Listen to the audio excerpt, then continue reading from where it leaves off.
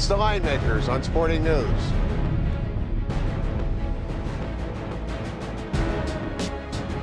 William Hill Sportsbook opened up 3 teams at 11.5 season win totals for the NFL season. Welcome to the Linemakers on Sporting News. I'm Micah Roberts. With me is William Hill's legendary bookmaker, Jimmy Vaccaro.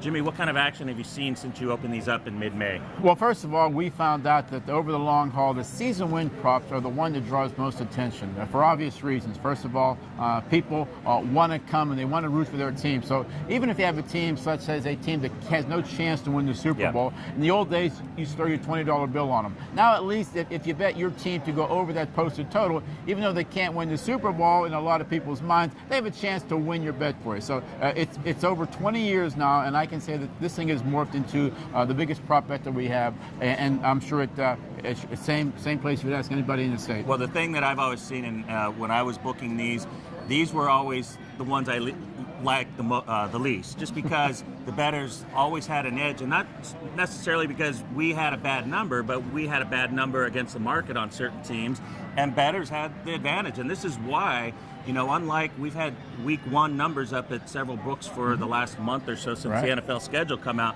but the action, the limit bets, the 500,000, 2,000, whatever the limits are at each book, is huge just because they're playing off of each other's books and whatever the market is saying. Well, you can't blame them. No, it's fair, and that's the way it is. And what I found out in years past, especially in my days at the Mirage, it's a very volatile prop. You're right. Yep. I mean, there was times when I stared at the last week of the season and say, Jimmy, we're going to get taken off for about $300,000, if this team wins or loses this particular game. But also, you can also remember you can maneuver at the end too. We've gotten smarter to understand what we can and can't do.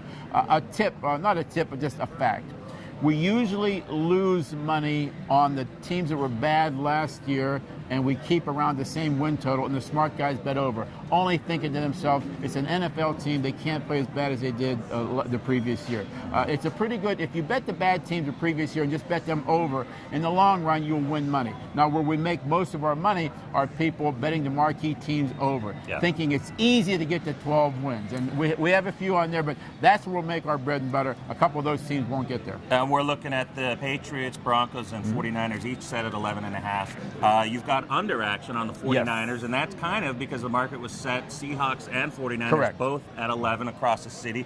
And I saw a lot, and Nick Bogdanovich was the main guy that kind of set these, and the rest of the crew, all you guys put your information in. So some of them, you guys have vastly different numbers with opinions. Like the Falcons, 10.5, under 50. Everybody else in town was at 10. Well, yeah, and we do that for one reason. It's not like we don't know what we're doing. It's not like we don't see other people's numbers. Sure. But what we have found out, and Nicky obviously can step to the forefront here, and I've been this way my entire career also, is like, if you just set everything and it's painted the same number, what the hell is the sense of being in business for? Obviously, it's an educated guess with June coming around tomorrow, but you have to take bets on these things in order, A, to win, or obviously, B, you can lose also. But you can't just paint numbers. If you do, you're just another book. And who wants to be just another book? Some of the bets that have gone under was teams, the Eagles, under 7.5. You've got the Steelers taking bets on the under at 9.5, which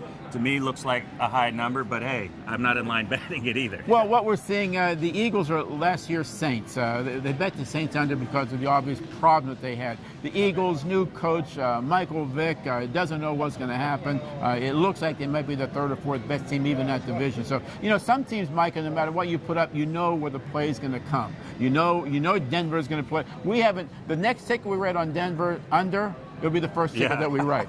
And these things are just, it's just the way it is. You accept it, and you just put your number against people's opinions. The Rams have been a team, a hot topic team. We saw great things out of Jeff Fisher last year. But you've had people playing the under despite opening 7.5 under $1.35.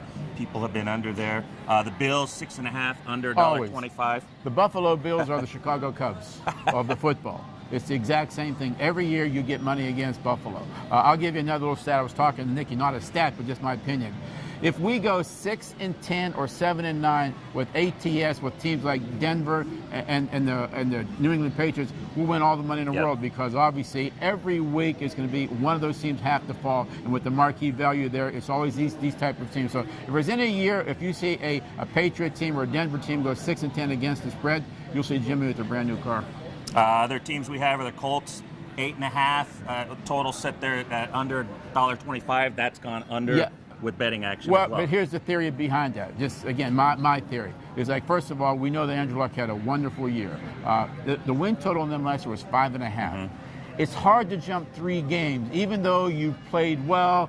They played lucky in a few games, but like Very lucky in a lot of games. But 5.5, 8.5 is a monster jump. But we've taken some smart money on the under, but still not like you want to mortgage your kid on that. But that's the particular reason why I think that Square Balls will bet that thing over, and we'll have a nice win because they look like an 8-8 team to me. All right, we have all the numbers posted, including Week 1 numbers, on the Linemakers on Sporting News. Be sure to check that article out. And as always, Jimmy Vaccaro, thank you so much for joining us.